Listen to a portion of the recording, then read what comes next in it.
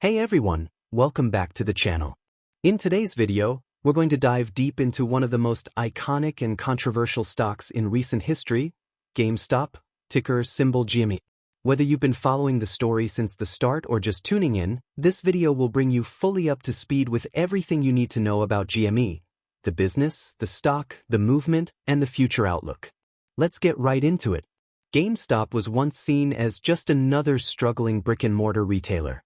A chain of video game stores fighting to survive in a world where digital downloads and online marketplaces were taking over. But then, something happened. A movement was born, and GME became more than just a stock. It became a symbol of retail power, a modern David versus Goliath battle, and perhaps one of the most disruptive financial stories of our time. So how did we get here? It all started with retail investors, many of them gathering on forums like Reddit's Wall Street Bets. They noticed something interesting. GameStop was heavily shorted by hedge funds, meaning big institutions were betting against the stock in huge volumes.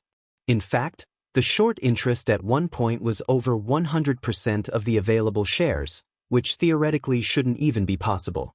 Retail traders saw an opportunity. If they could buy and hold the stock, they could trigger a short squeeze, forcing hedge funds to cover their positions by buying the stock at higher prices, which would push the price even higher.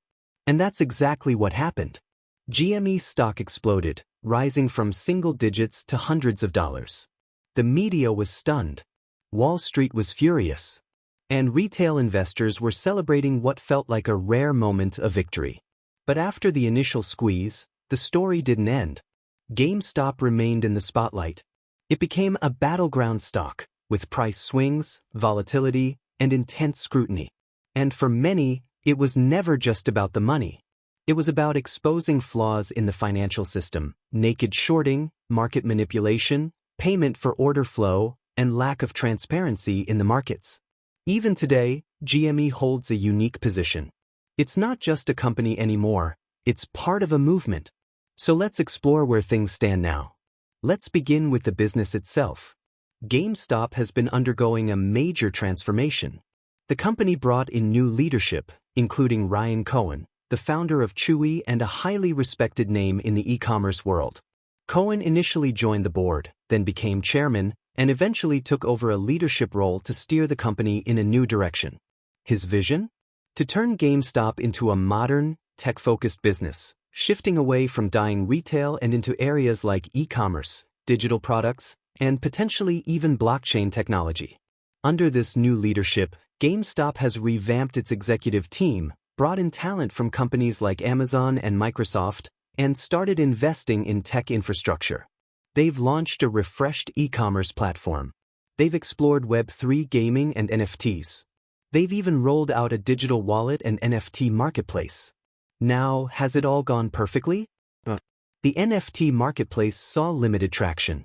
Revenue growth has been inconsistent, and the company has struggled to find a strong, clear direction that delivers both innovation and profitability. But the point is, GameStop is no longer standing still. It's trying to evolve.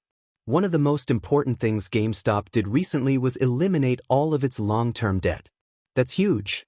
The company raised capital by issuing shares during the meme stock surge, and instead of blowing it, they used it to clean up the balance sheet.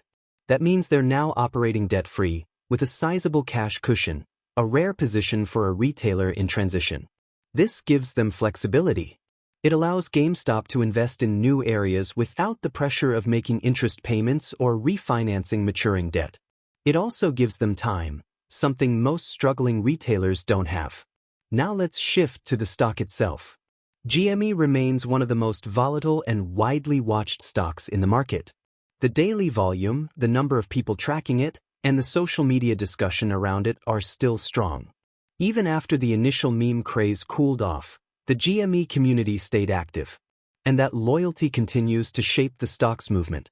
Retail investors, often called apes, continue to buy and hold GME, believing in the potential for another massive short squeeze. They track short interest data, they analyze options flow, and they call out suspicious trading activity.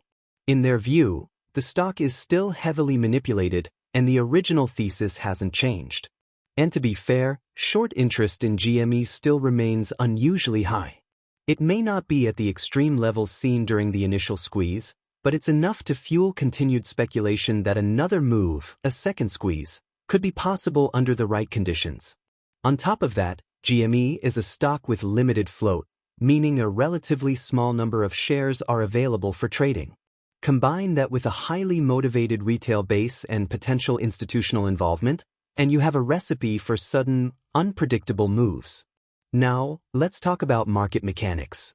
One of the biggest concerns raised by GME investors is around market structure, particularly dark pools, payment for order flow, and synthetic shares.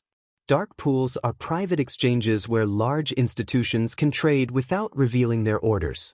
While they can reduce market impact, they also lack transparency, and GME investors argue that too much trading happens behind closed doors, away from public view. Payment for order flow, where brokers sell your order to market makers, is another controversial topic.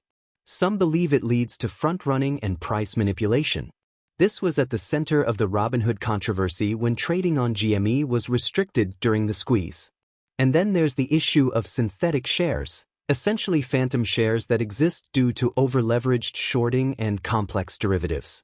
Many in the GME community believe that millions of these synthetics exist, artificially suppressing the price and hiding true demand. These issues have sparked calls for market reform, congressional hearings, and proposed legislation.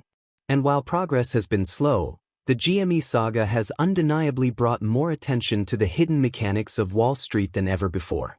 Now, what about the future? That's the big question. Can GameStop transform into a successful tech-driven business? Will Ryan Cohen's leadership deliver the results investors are hoping for? Will the retail community stay committed, or will fatigue eventually take over? Here's what to watch going forward. First, earnings. While profitability may not happen overnight, investors want to see improvements in revenue, margin expansion, and more clarity around the business model. If GameStop can stabilize revenue while trimming costs and innovating, it could build long-term investor confidence. Second, innovation.